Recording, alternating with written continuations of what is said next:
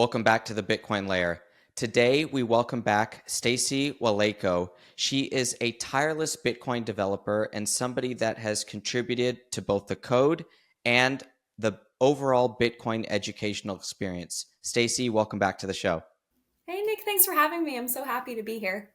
Of course. So, Stacie, you brought for us a tremendous slide deck today. We're excited to talk to you about all of these things. I want to first show people these really cool little books that you've made. Tell people the idea behind these zines. Sure. So this is a passion project of mine. I call them zines. They're short for magazine, which I think a lot of people don't really know that. But yeah, call them whatever you want to. I've named them Satsy's Pocket Guide because I go by Satsy on a lot of different platforms. But it started off as wanting to learn about something and then kind of wanting to share what I've learned. So they're little booklets, and they're just about Bitcoin tech. I might expand to other things in the future, but for now it's Bitcoin. And they're all open source, so you can go ahead and read them online. So here's one about BIPs, and you just, there it is. But you can also print them at home, and they are super short and sweet. It's actually only a single piece of paper um, that you print, and then you cut, and then you fold. And so the awesome thing about these is that they're really accessible to anyone who has a printer. I love the idea of kind of like a closed domain way of learning something, because if I'm reading about something online and I encounter a word I don't mean, I will often like go look it up, and then suddenly that reminds me of something else, and I always end up on Twitter by the end of it and completely like forgetting what I was doing in the first place. So I love these because if you can read a single page front to back, you're done, and you can kind of like, you know, a little bit more about something. And I really try to do topics that I don't know a lot about so that I can learn about, and sometimes talk to subject matter experts and just share the knowledge. The Bitcoin Layer is proud to be sponsored by Unchained, the leader in Bitcoin financial services. Unchained empowers you to take full control of your Bitcoin with a collaborative multi-sig vault where you hold 2 of 3 keys and you gain a Bitcoin security partner. Purchase Bitcoin directly into your Unchained account via their trading desk, avoiding all exchange risks. Unchained also offers the best retirement products in the industry. Easily roll over your IRA or 401k while keeping control of your keys. And Unchained is running a special right now until August 15th. This is a limited time offer, $1,745 off of a Bitcoin IRA, free for the first year, and no onboarding fees and no setup fees. Use the promo code AugustIRA when you create an account. Imagine losing your Bitcoin to a house fire or accidental damage. A nightmare, right? It's estimated that 30% of Bitcoin is lost forever. Poor seed phrase security is a big reason why. That's why we use Stamp Seed, a DIY kit that allows you to hammer your seed phrase into a durable plate of titanium using professional stamping tools. These plates are made of fire-resistant titanium of up to 3,000 degrees. They are rust-proof, crush-proof, and time-proof. It comes in one solid piece, so it's compact and easy to hide, and the full C words are hammered deep into these small titanium plates. Stamp Seed is specially designed with patented tools from knowledge of working inside metal stamping for over 14 years. Don't risk your Bitcoin security. Get Stamp Seed today at stampseed.com, and don't forget to use the promo code TBL for 15% off of your order. So it's zines or zines if you're like me and completely botching it. Zines, short for magazines. And I love these because I'm also like you. I like to read paper books because if you're reading online or on a screen, it's very easy to go look up something and then fall down a rabbit hole. Rabbit holes are great, but also education is important, and trying to focus on, you know, a like you said, a closed end piece of material. So you have this great one on Taproot, which is a really important BIP and something that brings a ton of programmability to Bitcoin, something that I know you're passionate about. Before we get into some of the specifics of Taproot, talk to us about Bitcoin education in general. What is your motive to try to explain some of these, esoteric concepts? I'll just give people an example. When I am teaching my class at USC on Bitcoin and I'm getting into the basics of what hashing is. So just a straight hashing algorithm, turning an input of random characters into a uniform string of characters as the output. The very basic concept of a hash is something most people don't understand, yet it's at the basis of what Bitcoin is. So where does your motivation for education come from, and what are you trying to get out there? Yeah, so I kind of try to look back to and remember what it was like when I was first learning about Bitcoin. My background is in software, so I was coming in it from that angle, but it was still pretty intimidating. And I think I would often get caught on, like, a term that's used a lot is protocol, that I don't think I ever like learned what that meant until Bitcoin, because I kept seeing it over and over again. And you can only like see a word so many times before you kind of realize, I think I need to learn what that means. And I also, a visual learning style resonates a lot with me. So diagrams are really helpful. Now, being on the other side, diagrams are sometimes kind of tricky to do, uh, but we make it work. And then trying to explain something in a way that's very succinct, which is incredibly hard for some stuff in Bitcoin, because you want to be simple, but you also, like, it's really important to me to be technically accurate. And actually, the biggest, I wouldn't call it a pain point, but a struggle with these zines and material like this is making it fit on a single piece of paper, because my audience is really people who have enough technical interest to understand it, but don't necessarily want to become a developer in that field. So I recently did one on Payjoin. It's not released yet, but hopefully by the time this podcast comes out, it will be. And then prior to that, I did one on Stratum. And for both of those, I got to talk to the actual developers, and it was amazing. But they just had so much amazing information, and I had to figure out like what to cut and what to keep. And that was really hard, because as a developer myself, I sympathize with them. Like, you are talking about something so incredibly cool, and I wish I could include it, but I unfortunately don't think that the majority of readers who have no idea what this topic is are ready. And I think, like, actually, when we talk about self-custody in Bitcoin, just in general, it is kind of like it's like a step-by-step process. First, you just learn what self-custody is, and maybe you have like a hot wallet on a custodial service, and then you kind of like upgrade yourself over time. So I kind of feel that way about all kinds of learning, but especially Bitcoin technology.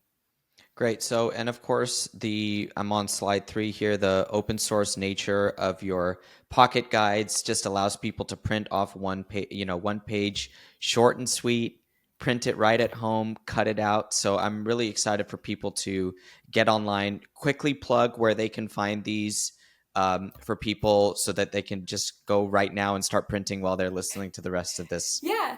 Yeah, it's satsie.dev/zines, so SATSIE.dev, and the link is also on the bottom right-hand corner of the slides. Excellent. So let's talk about Payjoin. What is Payjoin? So Payjoin is a way to batch transactions right now between two people, but in the future, it could also be between more.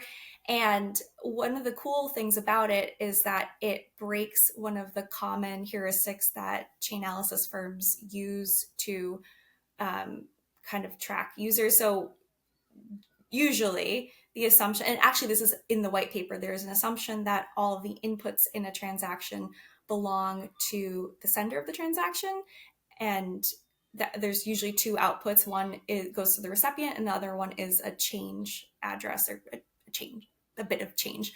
And with Payjoin, the receiver also contributes an input. So that breaks the assumption that both inputs belong to the sender. But then you can also do a lot of really cool stuff like that. Like, you can do something called I guess anytime you use a transaction for more than what its original intent was, it's called transaction cut through. So you could also use that same transaction to open a Lightning channel with the person that you're transacting with. You can use it to like pay somebody else in one of the outputs. So it's a really powerful tool in terms of batching, and more batching means more higher transaction throughput, which means more efficient use of block space, which means lower fees for everybody. So Payjoin's awesome. What's also cool about it is you don't have to necessarily use it to benefit. I don't know what the threshold is, but after a certain level of adoption, everyone just benefits because one, we all get lower fees, but two, by breaking that common, I think it's called the common input heuristic. It's listed in one of the BIPs. Suddenly, like no blockchain analysis firm can make these assumptions that all inputs belong to the sender. That's really interesting. And when we think about saving block space, it's part of why we got Lightning Network in the first place. Our goal with Lightning Network was to make sure that we have an ability to transact in Bitcoin without clogging up that block space. And so talk to us real quickly, just a little bit of a segue and a sidebar. Lightning Network, give us an update there. How are you seeing development, usage, metrics, just from your perspective? How's the growth on Lightning from your perspective? I wish I could give you like a really solid technical answer. I don't spend too much of my time in Lightning, but I do want to point out that we're actually seeing a lot of use for it on Nostr because Nostr has all those zaps. And so I just think it's amazing that like initially when Lightning first came out, you could buy like a couple of novel things. If you were at a conference, you could maybe buy some coffee.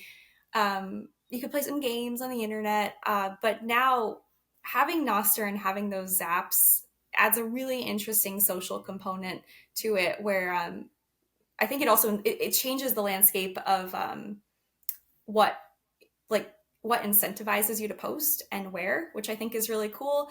As far as the tech goes, I don't want to say too much because I don't want to misspeak, but we are seeing some.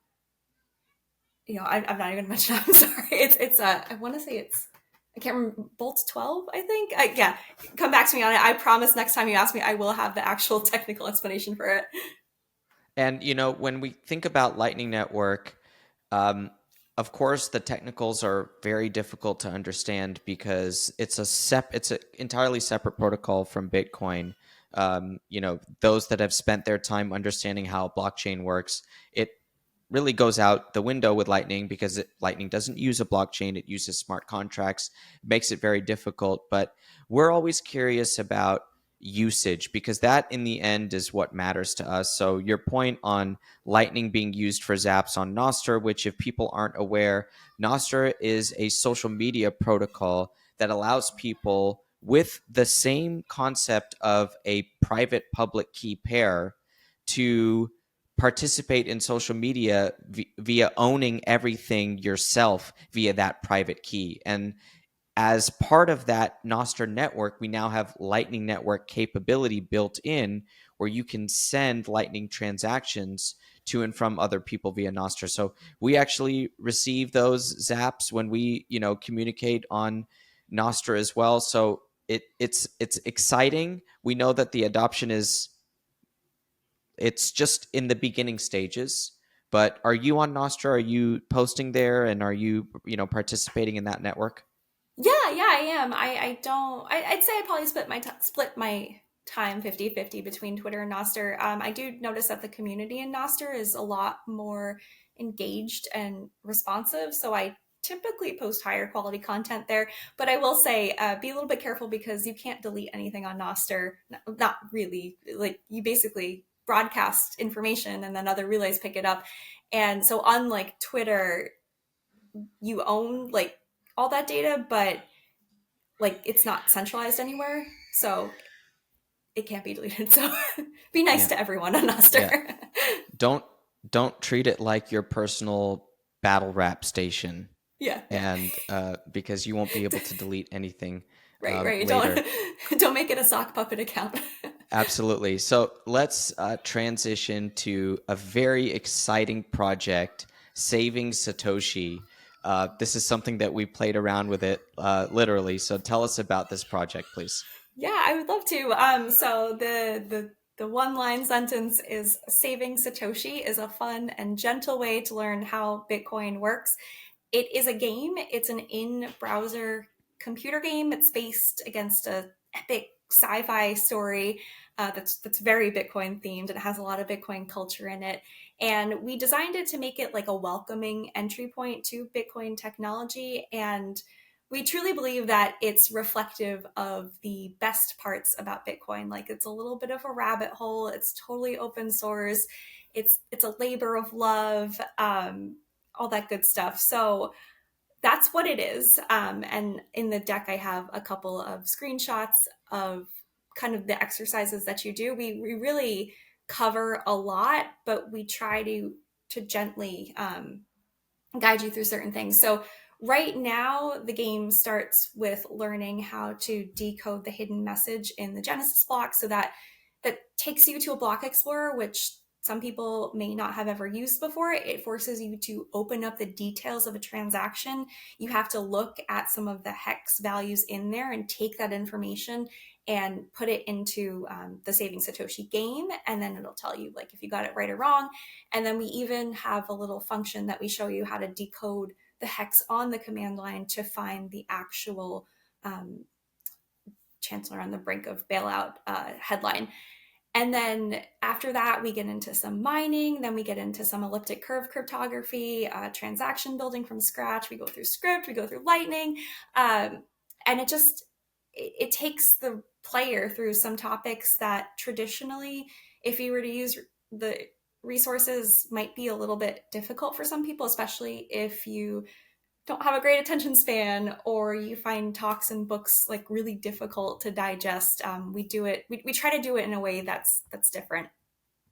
So This is not, yeah, this is an absolutely fascinating because now that you're talking about it, I can just envision um, making students go through this whole process and helping to enhance their learning. So I have a few questions about this project for the audience. So who's involved in the project? When did you guys start it?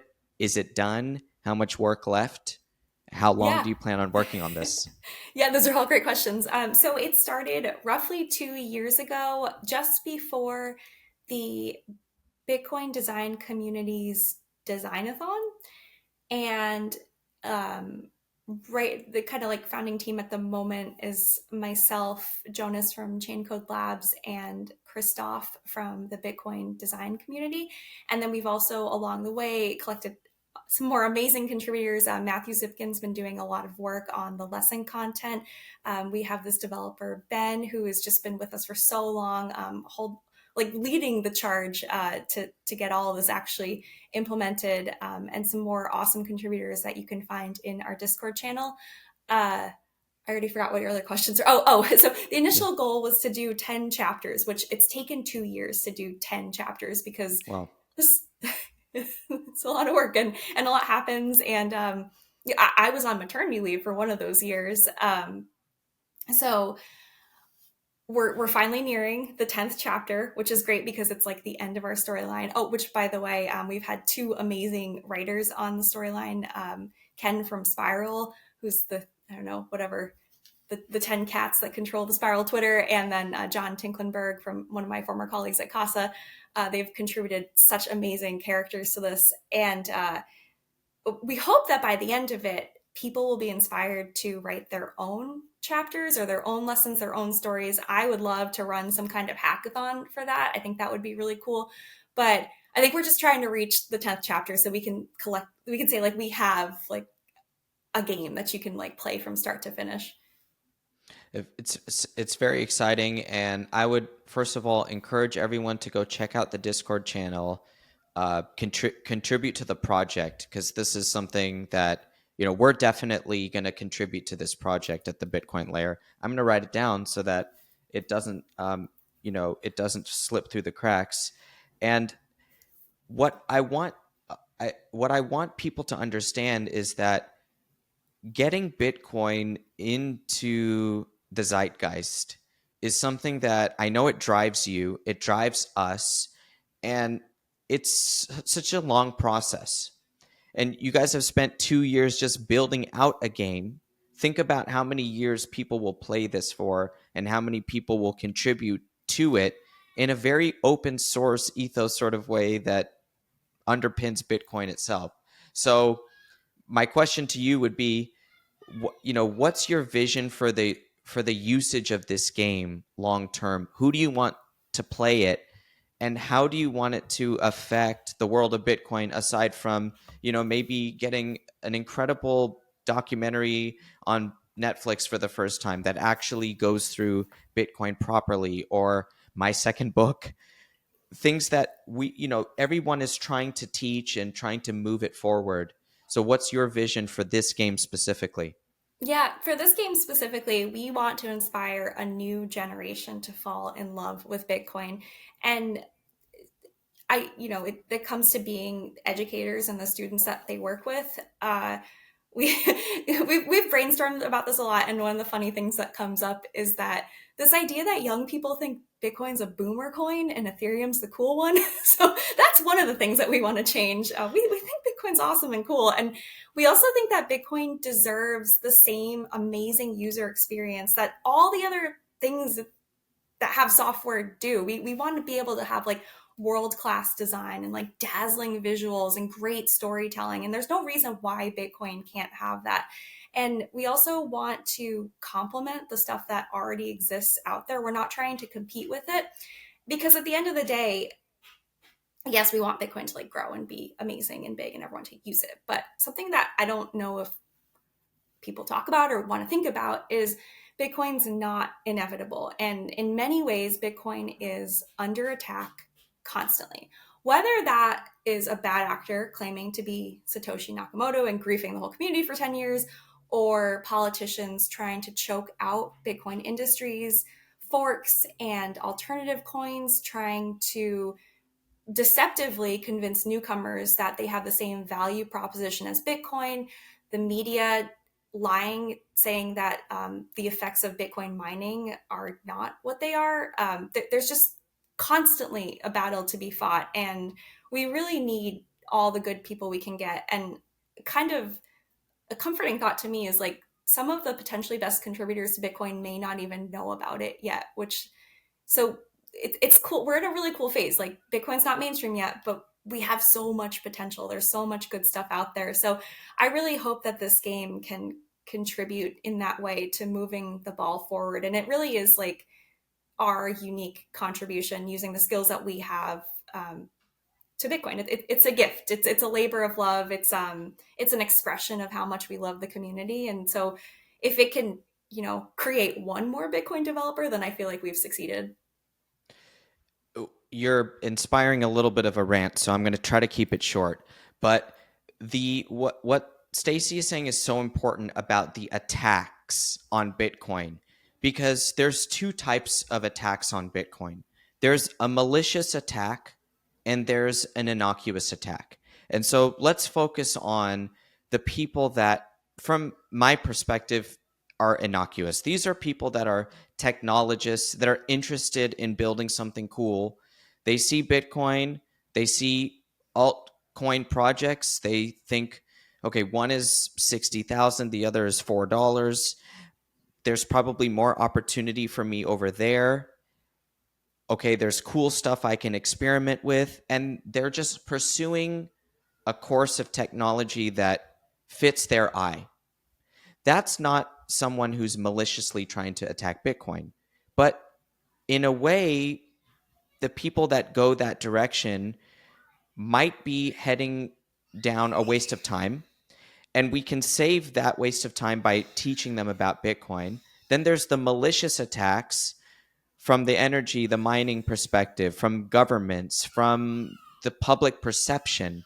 All of those angles have to be addressed as well with education. And so when we think about attacks on Bitcoin, we have to take them very seriously, treat the malicious ones with savagery, and treat the innocuous ones with respect, kindness, education, and an olive branch, and understanding that we have both of those is important, and addressing both of them sometimes with the same tool but maybe a different tactic are important. So just wanted to hear your thoughts there. Yeah, I love the way that you phrase that, and I think for the Innocuous ones, like it's a waste of their time, but it's also a waste of their potential when they could be applying whatever unique skills that they have towards something like Bitcoin, instead. And also in maybe you really believe in a certain cryptocurrency, but the people running it may not be doing a very good job delivering value to you, or to the rest of the industry. That's like, just by virtue of supporting them, you're contributing to some of that, like Craig Wright and his coins and the damage that he's been trying to inflict on the Bitcoin community. So I really like the way that you phrased that. Well, let's be happy that one trial is in the past, and maybe we can, go on to the next battle. But all of these resources are important. So now I'm thinking selfishly for my students, they're not computer science students, they're business students, they're finance students. So I want them to understand the technology without forcing them to do too much, command line. Mm-hmm. But also anything that is remotely associated with Bitcoin history, they need to know, Mm-hmm. every, the letter of the law from that perspective. So from my students' perspective, or the non-technical side, let's say maybe an older generation that wants to learn too but doesn't want to have to code as they go, what is the game experience going to be like for those people? Yeah, absolutely. And first of all, thank you for mentioning this group of people, because I'm really passionate about teaching this group. Basically, people who are technically like interested in technical stuff, but have no intention of ever becoming a developer. Like they can maybe read some code, especially like simple kind of stuff like loops, but they're not interested in doing it. And I think that is a underserved group, which excites me because that's an opportunity to serve these people. As far as Saving Satoshi goes, we are in the middle of building out some difficulty levels. So if anyone's tried it, it starts to get a little hard at chapter 4. And that's coming from someone who wrote chapter 4. But we're passionate about making it something that, like you said, like a business students or older people who don't code want to be able to use. So what I really love about the first half of the game is there's a little bit of command line stuff in chapter 1. We have, it's like a REPL inside of, and you'll see it in some of the screenshots, inside of the browser, and we have hints, and we have little like help buttons and places that you can go to ask for more help, because that's also some of the stuff that we want to teach is we want the game to also teach you how to look for your own answers. So we want to point to reputable places where you can get more information on Bitcoin technology and just let you go and let you find the information that you need.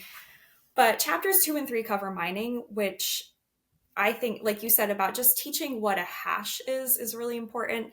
And then chapter 3 covers pooled mining, which is really cool because especially with something like Stratum V2 right around the corner, it's kind of important to learn about how some of that stuff works, especially if you do want to work in like the mining industry, like from a business standpoint.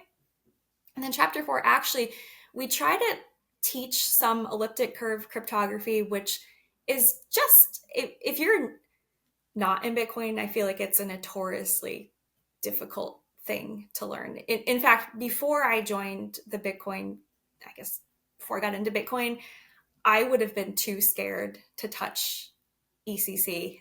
But because I now work in Bitcoin, I'm not afraid of it anymore. I have the confidence to kind of like learn about it because I see so many other people talking about it, and other people trying to teach it in a way that is understandable. So we cover some of that. The curve is drawn, and we kind of say a little bit about the multiplication operations on it. And then a little bit later in the game, we also do some work with interacting with your Bitcoin node. So I know that is command line stuff, but it's really cool to actually see the exact payload that a node will give back to you when you ask for something. On one of the slides, I think it's the third to last one, I have an example of basically, it's the slide that starts with real learning that helps you understand better. You take a transaction blob, which is, I think, just a bunch of hex data, and you throw it into the function and it will color all the data and tell you exactly what each chunk means, which is really cool, especially when something's like, it's just a number to indicate the size of the data that comes after it. I think that's really cool to see.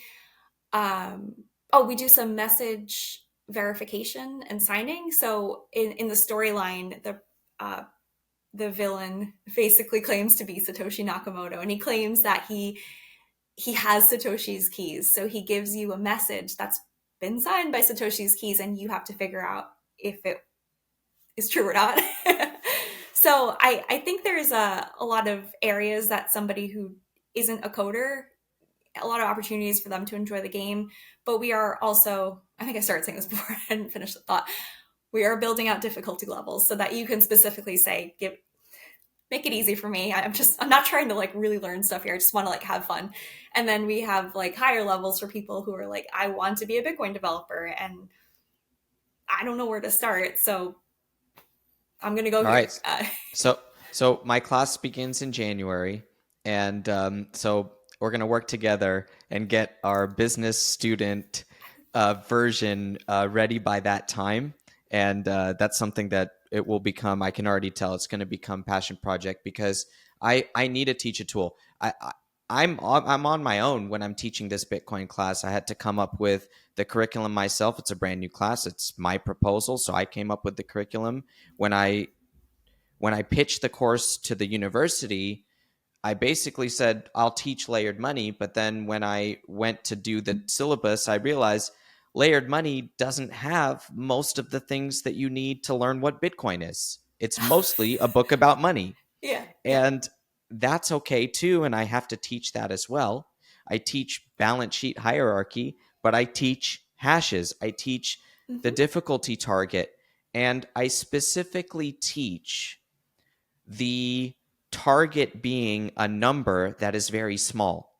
And that individual technical specification about Bitcoin, where you have an opportunity set of data, which is 2 to the 256th power, and the target is a number that's so small that it's nearly impossible to get a hash output that's less than that number.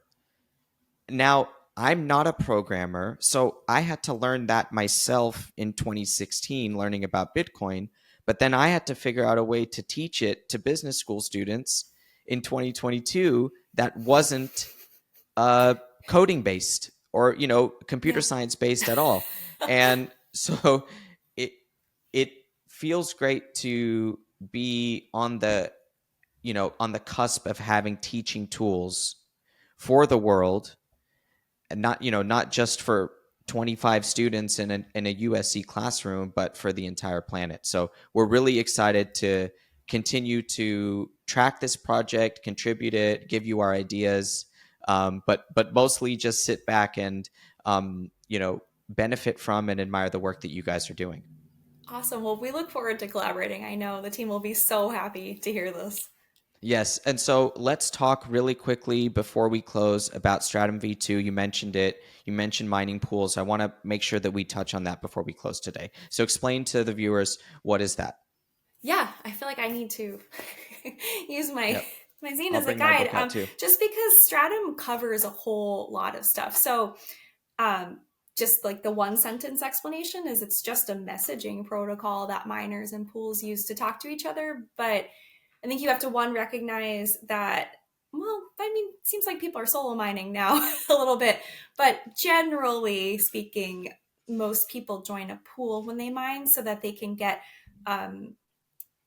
rewarded proportionally to the amount of work that they contribute. With solo mining, you are basically hashing and hashing and hashing, and one day you hope that it'll all pay off and you get that block, which we have seen happen.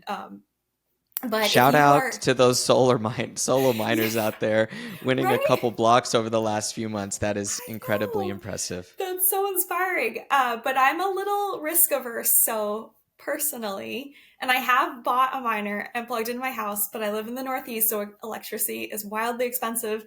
It was not profitable, but it was worth the experience, and I used a mining pool. But I kind of do just want to walk through this. It started, it was a proposal in late 2011, and Stratum was actually made for Electrum, like the wallet software that people use. But it turned out that it was actually a really nice fit for the needs of pooled mining. So it just kind of became that. And a funny story is when I was working at Casa, I used Electrum a lot.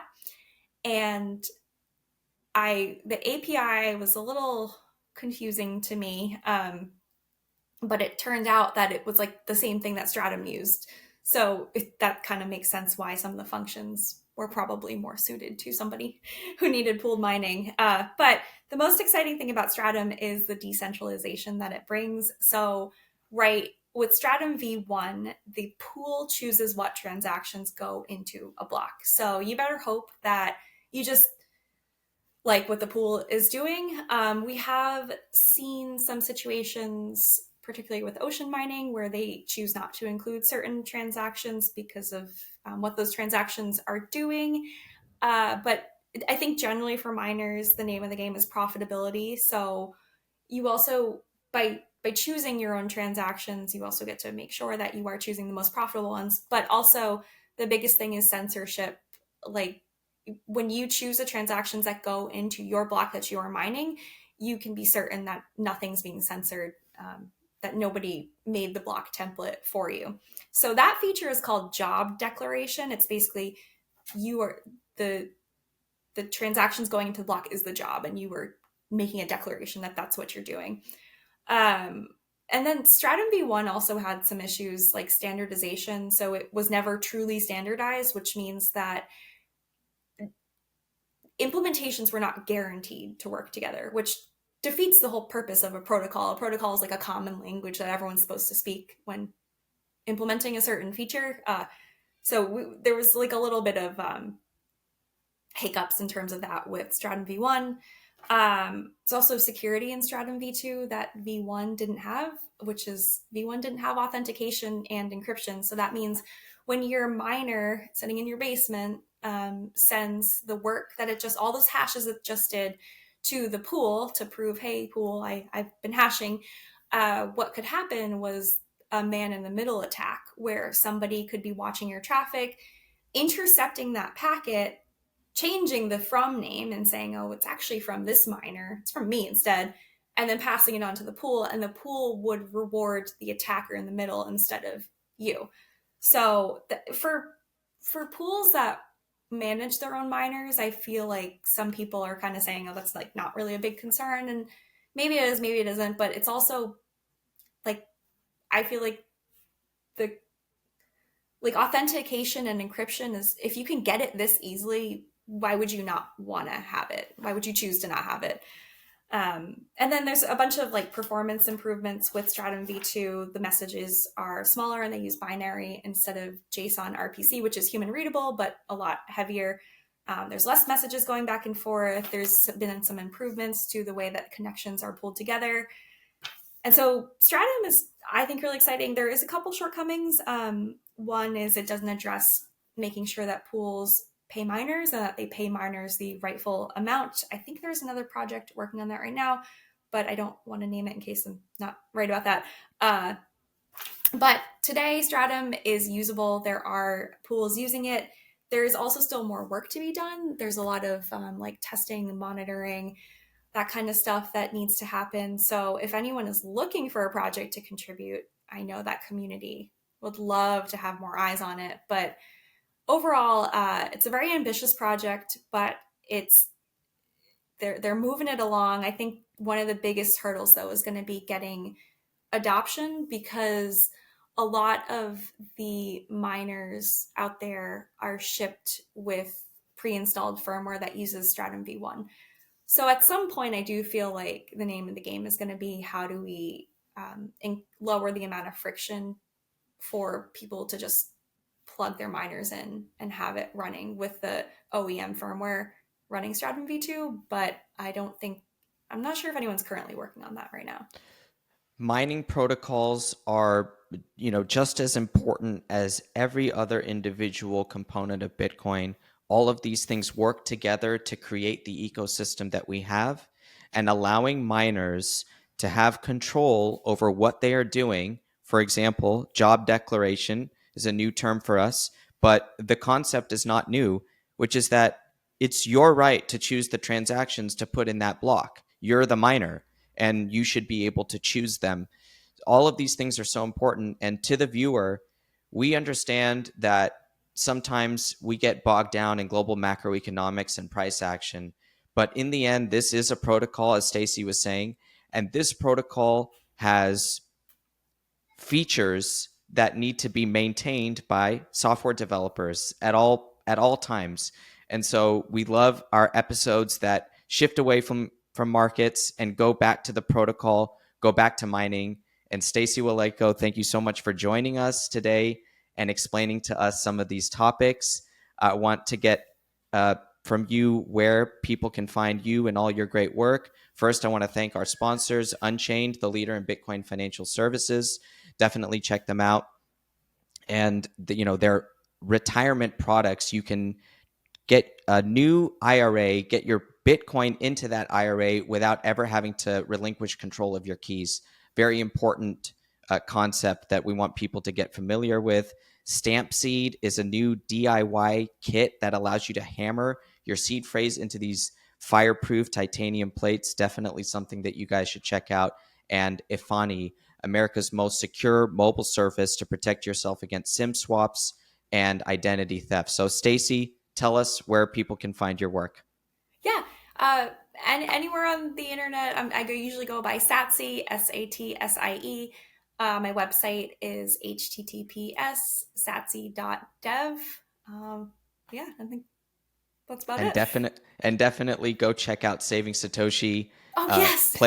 Play the game, and give the people give the team your feedback on how to make this game better, because the nature of the open source project is very exciting. So savingsatoshi.com for that. Stacie, once again, thank you for joining the Bitcoin Layer. I'm Nick Bhatia. We'll catch you guys next time. Thanks.